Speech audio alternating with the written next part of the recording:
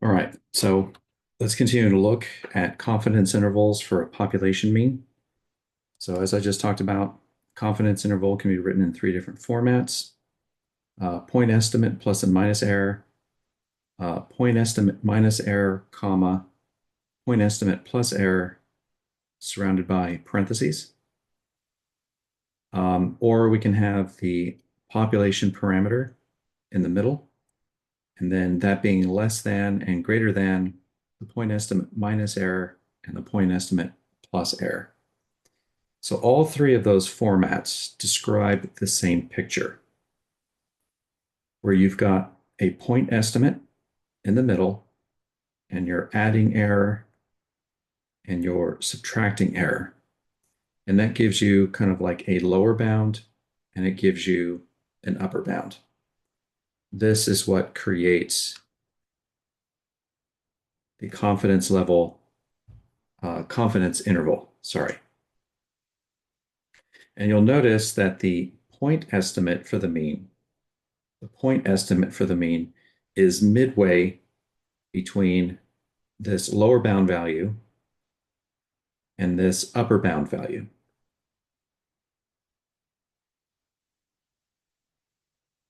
So how can you calculate the point estimate given a confidence interval given as two separate numbers, the lower bound and the upper bound of the confidence interval?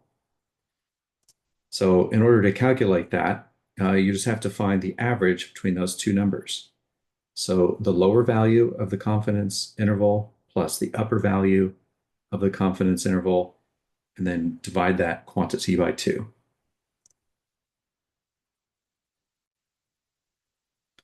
In order to calculate the margin of error, given a confidence interval in this format, where you have a lower bound and an upper bound, to calculate the error, you could either take the point estimate and subtract it from the lower number and take the absolute value of that, or you could take the point estimate and subtract it from the upper value and take the absolute value of that. The error will always be like a positive value. So let's look at some examples here where we're just converting into different formats. So here it says express 230 less than mu less than 452 as a confidence interval in this format with a point estimate plus and minus e. So what we have here is we have a lower bound number for our confidence interval, and here we have an upper bound value for our confidence interval. So what we need is we need to write our confidence interval in this format. So we have to figure out what our sample mean is, and we have to figure out what the error is. In order to calculate the sample mean, we're going to use this equation up above. So it's going to be the lower bound plus the upper bound divided by 2.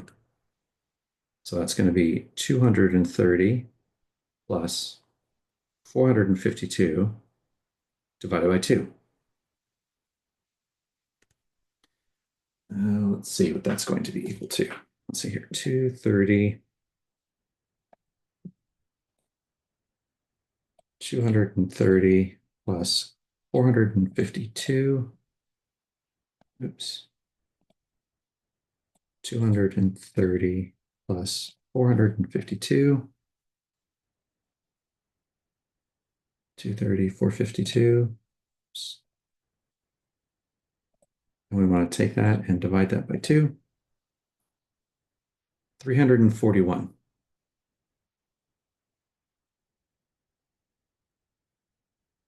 So our sample mean is 341, and we derive that from this confidence interval that we were given initially. All right, so in order to reformat the confidence interval in this format, okay, we needed the sample mean, which we just calculated. And now we need to calculate the error.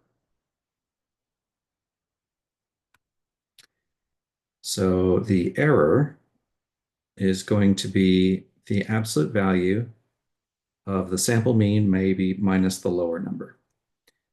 So our error is going to be equal to the sample mean minus, let me put LB for lower bound. Okay, absolute value of our mean, which was 341, minus the lower bound number, which is 230.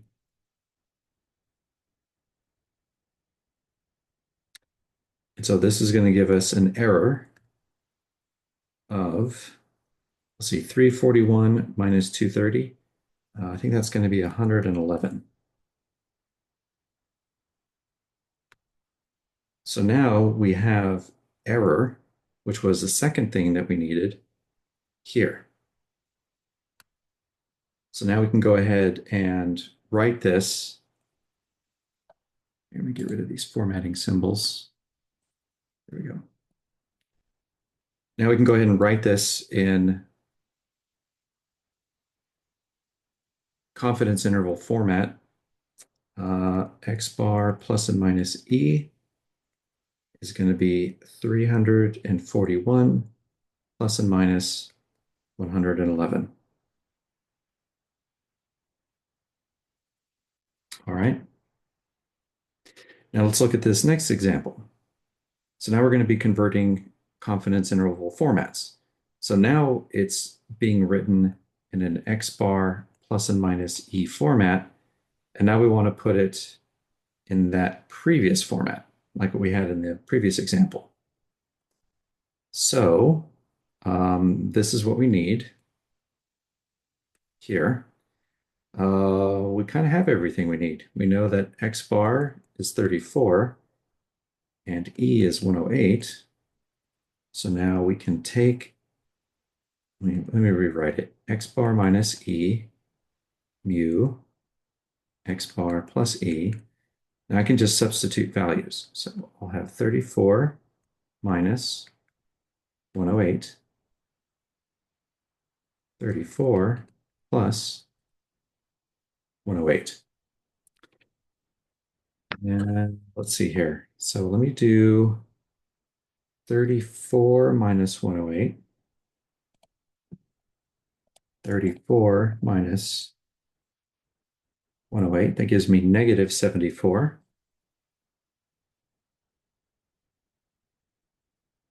Give myself a little bit more room.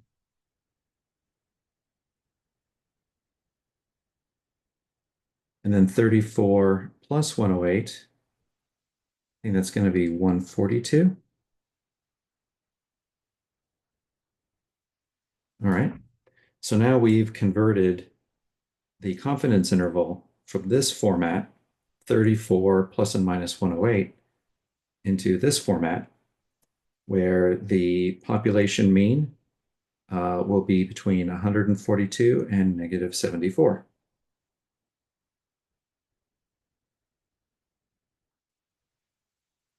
All right, so I've got a couple of think pair shares. So try and complete these think pair shares using these previous examples as a model. And I've given the answers down here. And let me see here.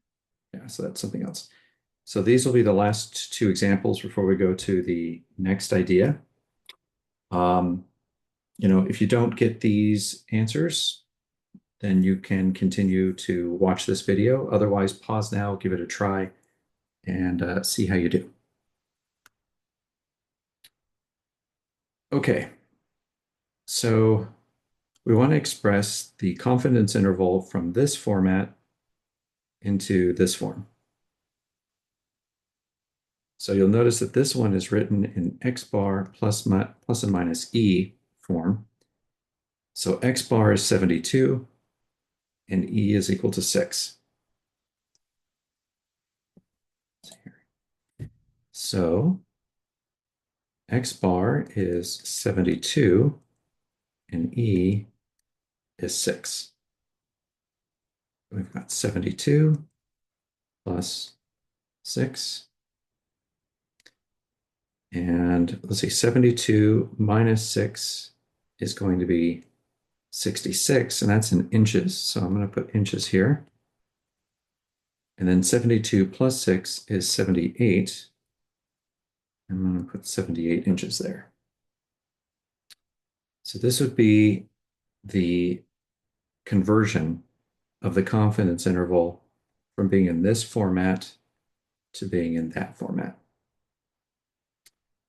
Now, this one, given the confidence interval here, calculate, find X bar and E.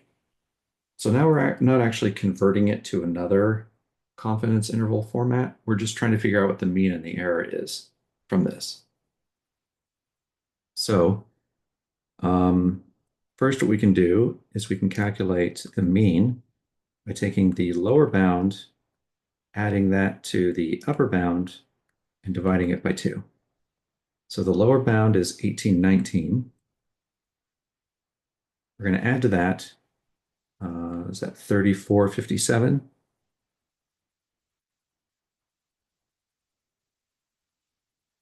And then dividing that by 2. All right, so let's see, 1819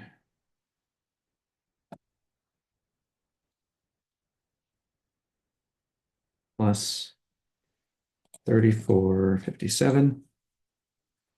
And you know what? I'm going to go ahead and do this in one step. Click insert, and I'll put a left parentheses in there.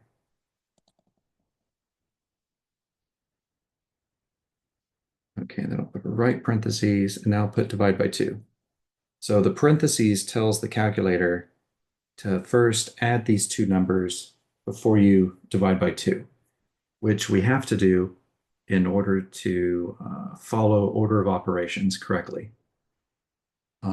Otherwise, order of operations, well, here, I'll show you.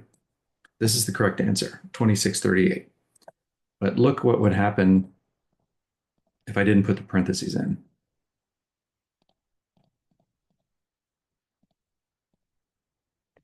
So what it's going to do is it's going to take 3,457 and divide it by 2 first, and then it's going to add 1,819 second. Because according to order of operations, division is supposed to happen before addition. So you see how that gives you a much different answer. This one is wrong. 2638 is right.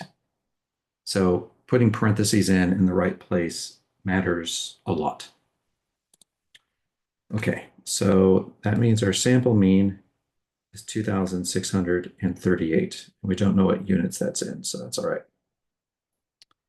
Okay, now the error is going to be the absolute value of the mean value, and let me put the mean value minus the lower bound. How about that? So we just calculated the mean value. That was 2638. And that's going to be minus our lower bound, which is 1819. Let's see what that comes out to. So we have 2638 minus 1819, 819.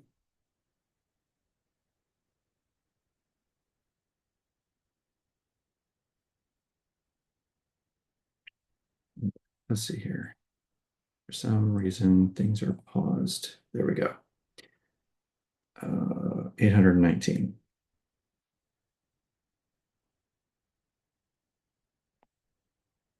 Okay. So this concludes this part where we're just kind of working with confidence intervals, switching between different formats, and given a confidence interval, how we can get the sample mean and how we can get the error from it. Okay, this is like some algebra that we can use to do that. Okay, let me know if you have any questions.